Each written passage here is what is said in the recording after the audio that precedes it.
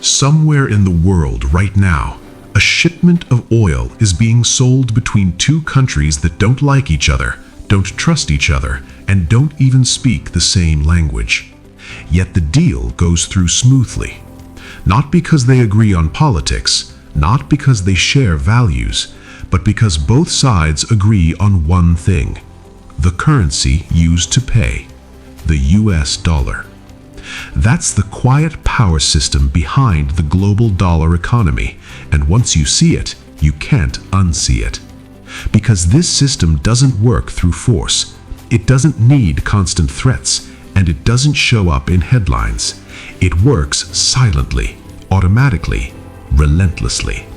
And it shapes the global economy far more than elections, wars, or speeches ever could.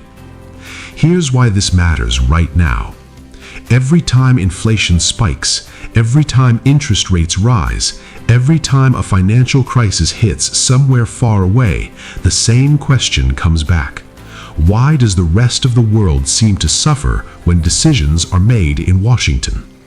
To answer that, you have to understand how the US dollar became more than just money. After World War II, most of the world was broke. Factories destroyed, governments drowning in debt, trade barely functioning. The United States was different. Its economy was intact, its factories were running, and it held most of the world's gold. So a deal was made. Countries would trade using the US dollar, and the dollar would be backed by gold. Simple, stable, trusted. Except that system quietly changed. In 1971, the US stopped backing the dollar with gold. On paper, this should have destroyed trust in the dollar. Instead, something strange happened. The world kept using it, not because it was perfect, but because everyone else was already locked in. Oil was priced in dollars. Global trade contracts were written in dollars. International debt was owed in dollars.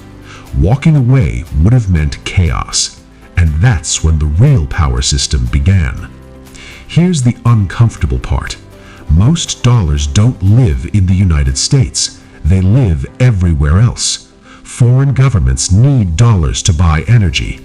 Companies need dollars to trade internationally. Banks need dollars to settle global transactions. So they borrow them from dollar-based financial markets.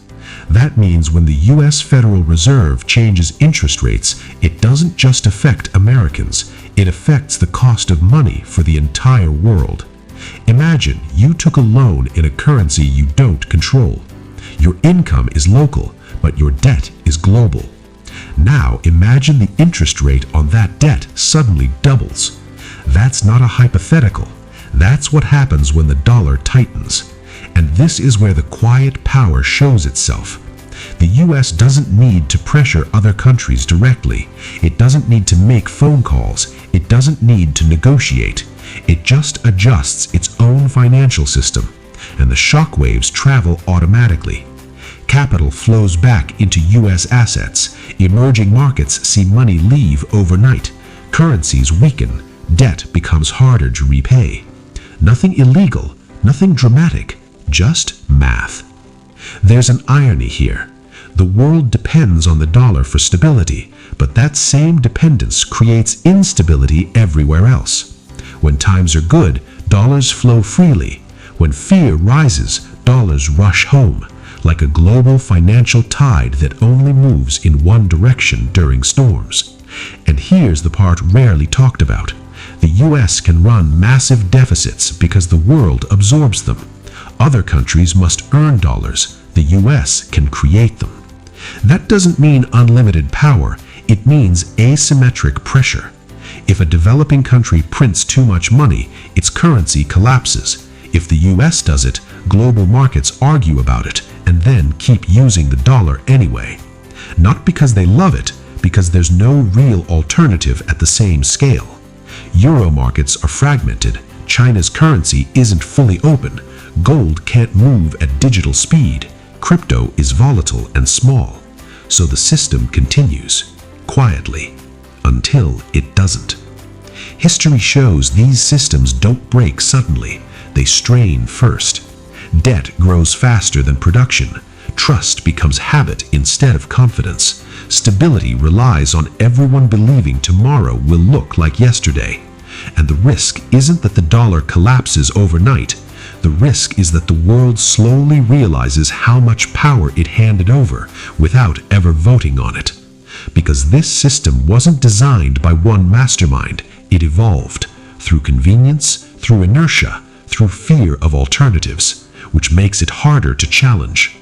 So here's the unresolved question. If the global economy runs on a currency controlled by one nation, and that nation must prioritize itself when crises hit, how long can the rest of the world afford to stay plugged into the same system?